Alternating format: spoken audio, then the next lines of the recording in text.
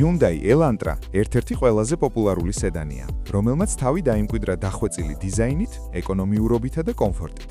თუმცა, როდესაც საქმე მეორადი ავტომობილის შეძენას ეხება, მთავარი კითხვაა, რომელი ძრავით და რომელი გადაცემათა კოლოფით შევარჩიოთ Elantra, რომ თავი ავარიდოთ ზედმეტ თავის ტკივილს. დავიწყოთ ძრავებით.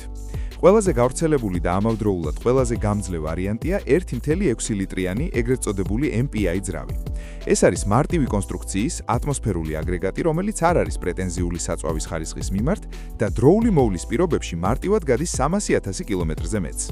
ერთადერთი, რასაც ყურადღება უნდა მიაქციოთ, კატალიზატორის მდგომარეობაა, რადგან მისი დაშლის შემთხვევაში ნაწილაკები შესაძლოა ძრავში მოხვდეს და ძრავი დააზიანოს. მეორე პოპულარული და საიმედო ვარიანტია 2.0 ლიტრიანი MPI ძრავი. ის უფრო დინამიურია და გთავაზობთ მეტ სიმძლავეს. თუ ზეთს დროულად ყოველ 5-7 კილომეტრზე შეცვლით და ხარისხიან ფილტრებს გამოიყენებთ, ეს ძრავით ძალიან ერთგულად მოგემსახურებათ. ახლა გადავიდეთ იმაზე, თუ რომელ ძრავს უნდა ვერიდოთ. განსაკუთრებული სიფრთხილე გმართებთ 2011-დან 2016 წლამდე გამოშვებულ მოდელებთან, რომლებშიც 1.8 ლიტრიანი ძრავია განთავსებული. ამ კონკრეტულ აგრეგატს ხშირად აწუხებს ცილინდრების კედლების დაკაწვა, რაც იწვევს ზეთის ჭარბმოხმარებას და დამახასიათებელ მეტალურ ხმას მუშაობისას.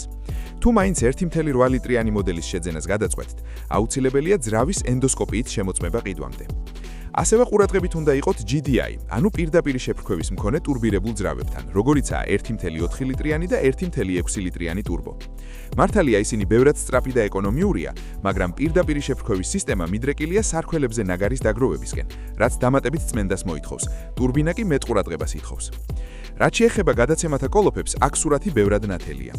ყველაზე საიმედო, უპრობლემო და გამძლე ვარიანტია Hyundai-ის 6 საფეხურიანი კლასიკური ავტომატიკა, ეგრეთ წოდებული ჰიდროტრანსფორმატორი.